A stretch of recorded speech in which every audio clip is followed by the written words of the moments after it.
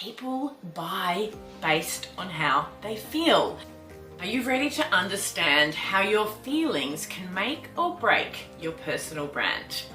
Gate 30, which is traditionally known as the Gate of Feelings. We're in the initiation quarter, and I find it interesting that this gate comes quite soon into the Human Design New Year. We're in mid-February. We're actually in a phase of lots of solar plexus gates, which means that we have a more emotional frequency right now in the background. By the way, I am not emotionally defined, and I find speaking about my feelings really freaking uncomfortable. So if you're like me, I feel you. I feel you.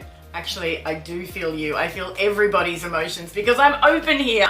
If you have definition in your solar plexus, well, you're very comfortable with this energy. You feel your feelings. Oh my God, do you feel your feelings? But if you don't have definition here, then you might feel a little bit uncomfortable with the level of emotions going on.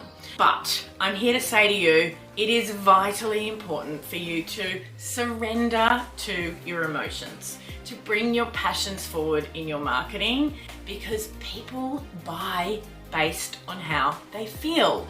And this is a time for you to tap into those things that you're truly passionate about that are also inspiring for your audience, and make sure that they are a part of your content strategy. Gate 30, Inspiring Passion, is actually about understanding which of your passions are the ones to really bring into your marketing versus those that are just not so relevant to your niche or to your clients. Sometimes the content itself can be relevant, and all it's going to take the right narrative or the right caption as to why they're sharing it. So not just sharing a picture of going for a walk or hanging out at the gym, but giving a little bit of insight as to why they do that and how their audience can learn from them in the process. So don't do that. Don't just share all of your passions on impulse. The high frequency of Gate 30, Inspiring Passion, is allowing yourself to get very crystal on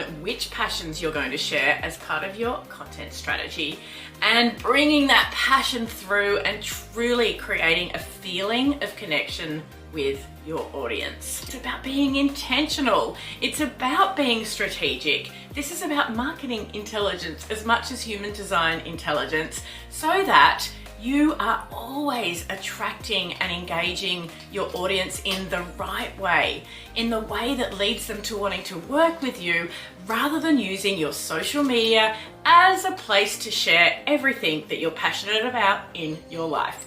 Don't do that. Now, if you're hearing this and you're thinking, but I don't have a content strategy, let alone a human design powered content strategy, I've got you. Go to the description now and explore the Frequency Project, because inside the Frequency Project, that is exactly what we do. Let's explore our cosmic content prompts for Gate 30, Inspiring Passions.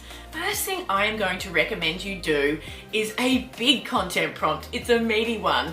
It's actually doing the work on your strategic pillars and making sure that the right passions are part of your strategy.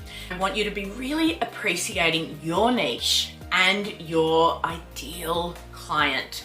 This is about the passions of yours that are also relevant for your niche and for your audience, that when you speak to these passions, they truly listen to you. You become more memorable to them, and they feel this increased level of connection. I mentioned that people buy on how you make them feel. So what kind of feelings are right for you to evoke in them in your marketing? Feeling inspired, feeling into their own potential, feeling more joyful in your presence, feeling that if you can do it, that they can do it too. These are just a few of the feelings that you want to evoke in your marketing. If you are somebody who has a lifestyle brand, you want to be sharing things about your lifestyle that your audience have in common with you or aspire to having in common with you. Your niche is something like you're a photographer and you're not a lifestyle brand, then that same content isn't going to work for you. So sharing your passion for art galleries and studying what makes artists frame their images in a certain way, that's going to be much more resonant and relevant to your audience. So for instance, what you don't want to do is just randomly throw up content about things you're passionate about that don't have any relevance to your audience. This is a fast pass to them tuning out. Don't do that. Get clear on your passions, build your strategy to have inspiring passions as part of your pillars, but make sure they're relevant.